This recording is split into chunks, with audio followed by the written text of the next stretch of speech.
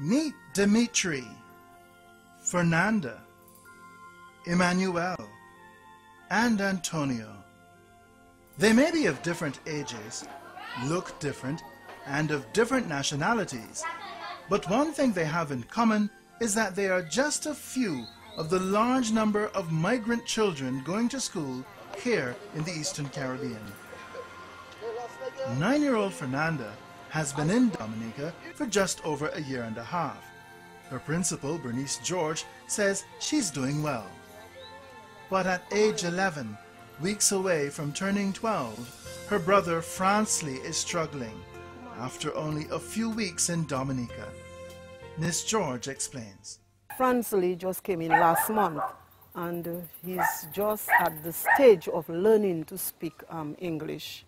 Now, he is 11, and we were hoping when he came, probably he was able to speak English, that would get him into the common entrance class. But right now, it's really going to be another challenge for him because he's 11 and hoping to be 12, and our exam starts at 12. So I really don't know what is going to happen when he, after 12 years, and he's still not able to speak English fluently.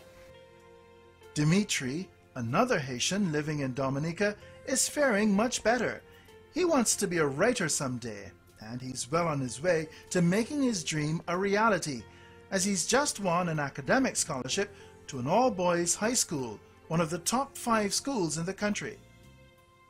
But for Dimitri, his path hasn't been easy.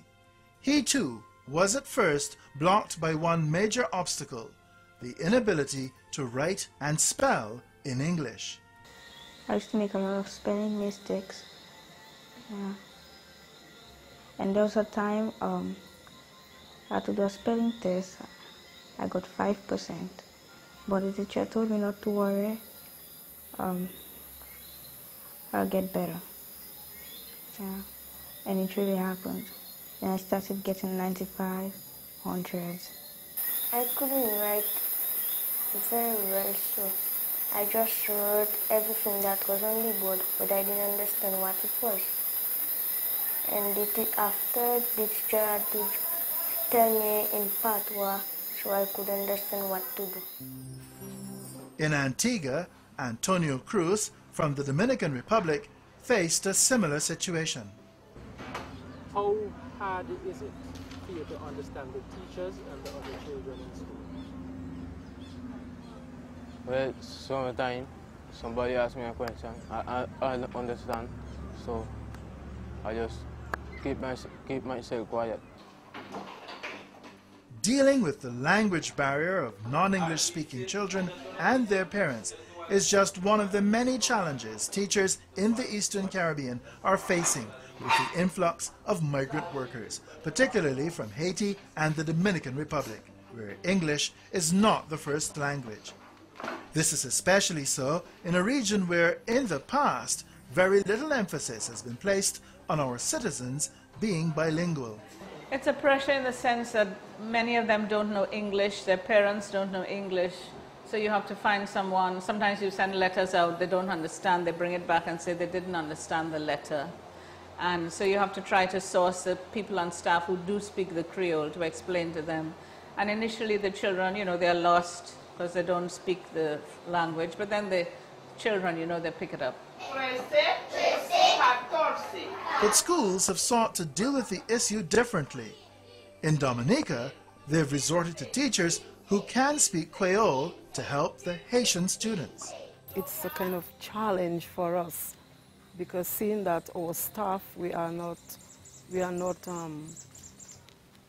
a staff with many teachers, and when one teacher, especially the teacher who is unable to speak Creole, and he being 11 years, she has to allow me to get him out of her class so that I can help him because she's unable to assist him.